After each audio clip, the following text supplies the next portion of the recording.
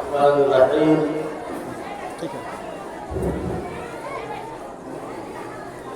یریدون لیطفئوا اللہ بافواہہم واللہ متم نورہ ولو کرہ الکافرون۔ صدر علیگاہ اسٹیج پر تشریف فرما اہل علم فاضل، سامنے موجود معزز سامعین و سامعات اور معہد النور سے منسوب جملہ مزارات، میں سب سے پہلے اللہ تعالیٰ کا دل سے شکریہ ادا کرنا چاہتا ہوں، اس کی توفیق اور محض توفیق کی بنیاد پر آج یہاں حاضری کا شرف حاصل ہوا ہے۔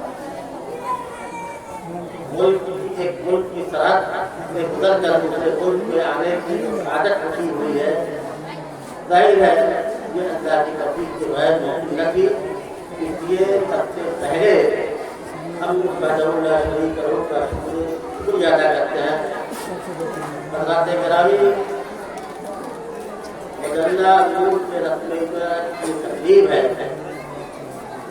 ہندوستان اور نیپال کے سلسلے میں یہ بات بہت مشہور ہے اہل سیاست میں عام طور پر کہ ان دونوں ملکوں میں بیٹی اور روٹی کا رشتہ ہے، لیکن میں پورے شرح صدر کے ساتھ اس بات کا اعلان کرتا ہوں کہ میری حاضری کوئی بیٹی اور روٹی کے رشتے کی مناسبت سے نہیں ہے آپ یہاں، بلکہ ایک ایسا رشتہ میرا اور آپ کا ہے، مذہبی رشتہ، کتاب و سنت کا رشتہ، جو ہمیں اس بات پر مجبور کیا کہ دیوانوار آپ کی دعوت پر یہاں حاضر ہو۔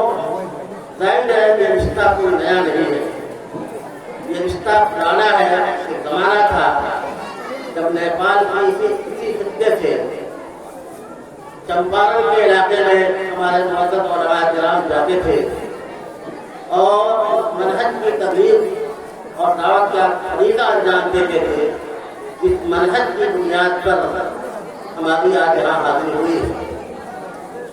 نگڑوا سے ابو سبحان میاں جی یا اسی بحریہ کی سرزمین سے مولانا عبدالغفور اصلاحی صاحب جن کو میں نے طالبی کے زمانے میں دیکھا کہ چمپارن کی مختلف بستیوں میں جایا کرتے تھے اور وہاں تبلیغ و دعوت کا فریضہ انجام دیا۔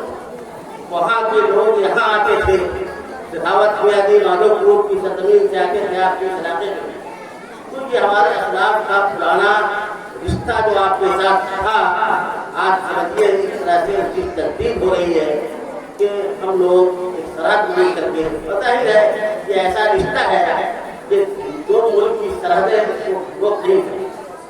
منہج کا رشتہ، کتاب و سنت کا رشتہ ایسا ہے کہ دنیا کے چاہے جس رشتے میں ہمارا بھائی ہو، ہم وہاں جاتے ہیں، وہ ہمارے یہاں آتے ہیں اور جو حق کی دعوت و تبلیغ کا طریقہ ہے اسے انجام دیا جاتا ہے۔ ایک زمانہ تھا جب خراسانی مجاہدین کا قافلہ چلتا تھا تو اموا کی سرزمین سے لوگ نیپال کی خطے میں دورہ کرتے تھے اور جماعت کو بڑی تقویت نصیب ہوتی تھی اس خطے سے۔ اسی رشتے کی بدولت دراصل یہاں دیوانوار حاضری ہوئی ہے، اللہ تعالیٰ کی حاضری کو قبول کرے۔ آج اس مجلس میں حاضری کے بعد صحیح بات یہ ہے کہ دو خوشی اور دو مسرت، دو طرح کی شادمانی نصیب ہو رہی ہے۔ پہلی مسرت و شادمانی تو یہ ہے کہ معہد النور کے تعلیمی اور تربیتی نظام میں جو حسن دیکھا، جو پاکیزگی دیکھی اور چھوٹے چھوٹے بچوں اور بچیوں نے جو اپنے تقریری پروگرام کو پیش کیا آپ کے سامنے، وہ چیز بڑی اچھی لگی۔ عام طور پر ادارے بہت ہیں، مجتمع کمزور ہونے کے باوجود کتابت کا جو معیار یا اساتذہ، یہاں کے اساتذہ یا طلبا یا ذمہ داران کا جو حسن سلوک دیکھا، ذرہ برابر بھی اس بات کا احساس نہیں ہو پا رہا ہے کہ کوئی چھوٹا اور چوتھا پانچواں کے معیار کا یہ ادارہ ہے۔ ظاہر ہے یہاں کے اساتذہ کی کوشش، کاوش تعلیمی اعتبار سے اور تربیت کے اعتبار سے یہ اس بات کا ثبوت ہے کہ واقعی دل کی اتھاہ گہرائیوں سے اور اخلاص و نیکی کے ساتھ یہاں سب لوگ جڑے ہوئے ہیں. اللہ تعالیٰ اپنی قربانی میں ظاہر ہے. دوسری خوشی جو مجھے نصیب ہو رہی ہے آج وہ یہ ہے کہ میں یہاں خود کو موجود پا کر آپ لوگوں کے بیچ اور آپ کے پروگرام میں شرکت کے بعد آپ کی سرزمین پر اس ادارے پر جامعہ امام ابن تیمیہ کا اب نقش پورا اثر دے گا. ظاہر وہاں جو ہم پروگرام کرتے ہیں اور جو کیفیت ہوتی ہے اور جو خطابت کا مظاہرہ ہوتا ہے یا جو چیزیں اتنی انداز پر آپ پیش کی جاتی ہیں وہ سب کچھ یہاں محسوس کی جا رہی ہے. یہ چیز کافی انگیز ہے ہمارے لیے. ہم اس پر بہت خوش ہیں اور ہم یہ سمجھ رہے ہیں اور شاید یہ بات کہوں بھیجا نہ ہوگی یہ بات ہماری کہ یہ اس لیے بھی ہے کہ جامعہ امام ابن تیمیہ کی جو صحافتی یا خطابتی سرگرمیاں ہیں وہ پورے ہندوستان میں آئیڈیالوجی کی حیثیت رکھتی ہیں. ظاہر ہے وہاں کے دو ہونہار صالحین تبریز فراز تیمی اور شاکر تیمی شاید ان کی آمد کا سے انتخاب پیدا ہوا ہے. چیزیں پہلے سے آپ کے یہاں موجود تھی, عام مواد تھا آپ کے یہاں, شاید ان لوگوں نے آ کر اس میں مزید محنت کیا ہے اور صحافتی ذوق دکھ رہا ہے, خطابت کا اچھا اسلوب نصیب ہوا ہے طلباء اور طالبات کے لیے. یہ ایک خوشحالی بات ہے اور یہ خوشی کا سبب ہے میری ذات کے لیے. جہاں تک آپ کے مجلہ نور کے رسم اجرا کی تقریب کا سوال ہے تو بھائی فیصل بہت اچھے انداز میں اس بات کو بتاتے چلے گئے کہ بہرحال آج کے زمانے میں یا کسی بھی زمانے میں قلم کی اہمیت سے کوئی انکار نہیں کر سکتا. یہی قلم ہے جس نے علامہ ابن تیمیہ کی ذات کو عالمی اور لافانی ذات بنا دیا اور سینکڑوں کتابوں کے مصنف بن گئے. علامہ ابن تیمیہ کی ذات کو لیجیے, یہ کتنے اسلاف ہوتے ہیں جنہوں نے کتابیں لکھی, قلم کا سہارا لیا. ظاہر ہے اس قلم کی بدولت تعلیم کی ذات مرنے کے باوجود بھی ہمارے لیے زندہ ہے اور سہان ان کی کتابوں سے ہم استفادہ کرتے رہتے ہیں. صحیح کہا کسی شاعر نے کہ رہتا قلم سے نام ہے قیامت تلک ہے ذوق, رہتا قلم سے نام ہے قیامت تلک ہے ذوق, اولاد سے تو بد نہیں جو ساتھ ساتھ. تو قلم کی جو کاوش ہوتی ہے, قلم کا جو نقش کاغذ کو سخت ہوتا ہے, ظاہر ہے وہ نافانی ہوتا ہے. اسی لیے ہر زمانے میں صحافت کی اہمیت کی تصویر کی گئی ہے. آج کے زمانے میں یہ صحافت ظاہر ہے. علامہ اقبال نے کہا تھا کہ ہم پرورش لوح قلم کرتے رہیں گے, جو دل پہ گزرتا ہے رقم کرتے رہیں گے. اور بتایا بھائی فیصل نے آپ کے لیے کہ قلم سے حکومتیں بنتی ہیں, حکومتیں گرتی ہیں. فارسی کے کسی شاعر نے کہا تھا قلم گویت کے من کا ہے جہانم, قلم کسرا بدولت ہوئی رسالت. ظاہر ہے کہ قلم سے حکومتیں گرتی ہیں واقعی, اور تاریخ میں بہت سارے اس طرح کی مثالیں موجود ہیں. غریب جادوئی کیفیت ہوتی ہے صحافت کے اندر تحریروں کے. مجلہ نور کے اجرا کا فیصلہ اور اشاعت کا فیصلہ بہادر نے جو کیا, بہرحال ایک تاریخی فیصلہ ہے خاص طور پر نیپال کی سرزمین کے لیے. لیکن اس سلسلے میں ہم بڑی جرات کے ساتھ مشورہ دے سکتے ہیں. ہمارے سامنے نیپال کی علاقے کے بڑے بڑے علماء بیٹھے ہیں. آج ضرورت ہے نیپال کی سرزمین میں جو ماحول ہے اپنے اس ملک کا, جو شانتی اس ملک میں محسوس کی جاتی ہے, جو امن کا گہرا لگتا ہے. یہ ملک ہمارا قریب کا ملک کو کیا حالات ہے وہاں کے آپ سب اس سے واقف ہیں, لیکن آپ کا ملک بسا غنیمت ہے آج کے اس ماحول میں. اس لیے جو ہمارے برادران وطن ہے ان تک دعوت دین کیسے پہنچے, اس سلسلے میں آپ کی کوشش ہونی چاہیے.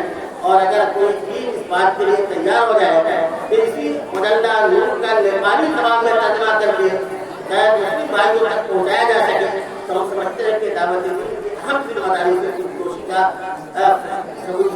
شب حاصل ہو جائے گا اگر کوئی اس کے لیے تیار ہو جائے. ظاہر ہے مشورہ آیا بھائی فیصل کی طرف سے کہ ملک کے نیپال سے متعلق کالم ہونا چاہیے اور اس کے حوالوں کا باعث بھی پرچے میں اس کا بھی ذکر ہونا چاہیے کہ کالم بڑھایا جانا چاہیے. میری گزارش ہوگی کہ اس ملک کا حق ہے, ملک کا حق ہے کہ آپ اس پرچے میں جہاں دنیات کے موضوع کو چھیڑتے ہیں, جہاں तहकीकात कुरान और हदीस की रोशनी में मुस्लिम बिदअत के खिलाफ जहाँ ये बच्चा आपका आदरा तर्जुमान होगा घर तक जाएगा। अगर नेपाली जबान में और नेपाल का कलम लेके अगर इसको नेपाली जबान में भी शायद करने की कोशिश की जाए तो दावत दीन का असल तरीका बहुत हद तक अंजाम दिया जा सकता है। इसके उसमें बड़े सादा लोग, मैंने काठमांडू का सैर किया, कई बार गया, वहाँ जो असल नेपाली लोग हैं बेचारे पहाड़ी खित्ते में बसने वाले लोग हैं, वो बहुत सादा लोग हैं। उनके यहाँ अभी हिंदुस्तान के बरादरान वतन की तरह कोई शिद्दत नहीं है। वो अच्छाई को कबूल करने का दौर रखते हैं और सही बातें अगर उन तक पहुँचाई जाए तो उनको कबूल करने में कोई तराहियत उनके अंदर यहाँ महसूस नहीं होती।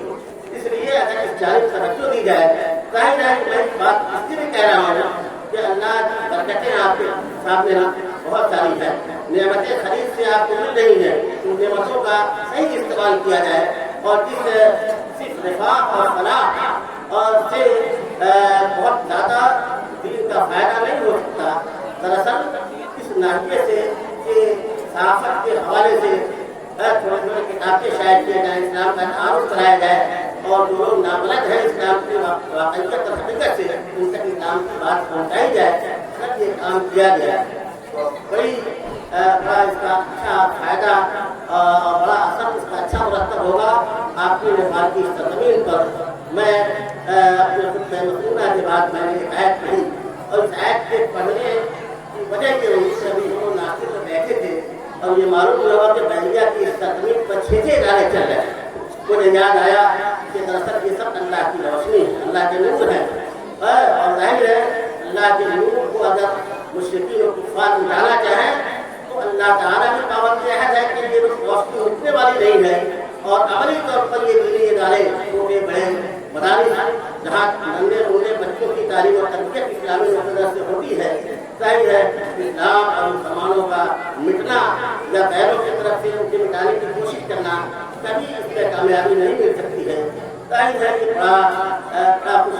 बड़ी खुशाइन बात है कि ये इदारे दीन की खिदमत के लगे हुए हैं।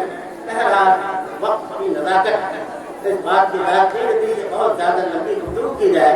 हम इस बात की शुक्रिया अदा करते हैं और अपने तमाम इस इलाके के और हमारे कराम का जिनकी हाजिरी यहाँ मौजूद है स्टेज पर और उनसे गुजारिश करते हैं कि कुछ काम आप कर रहे हैं। बहरहाल बहुत ही काबिल रश काम है और हमारा और आपका रिश्ता जो मनहरी रिश्ता है वो रिश्ता बहरहाल एक मजबूत रिश्ता है। जब भी आप दावत दें, जब भी आप आवाज़ दें, हम आपकी दावत पर यहाँ हाजिरी के लिए हमेशा पूरी दीवानी के साथ अपनी हाजिरी को यकीनी बनाने की कोशिश करेंगे और मजल्ला नूर छाया हुआ है। मैं इस बात का यकीन दिलाता हूँ थोड़ा बहुत साहबत से मेरा अपना ताल्लुक है और यकीनन उसकी साहबत का असर है कि ये चीज़ भी बहुत हद तक मैंने मदद की थी इसमें, ये चीज़ आपके सामने आई है। मैं आइंदा भी आगे करता हूँ और वादा करता हूँ कि मुझसे कुछ हो सकेगा इस धरती के ताल्लुक से मैं हमेशा करता रहूँगा।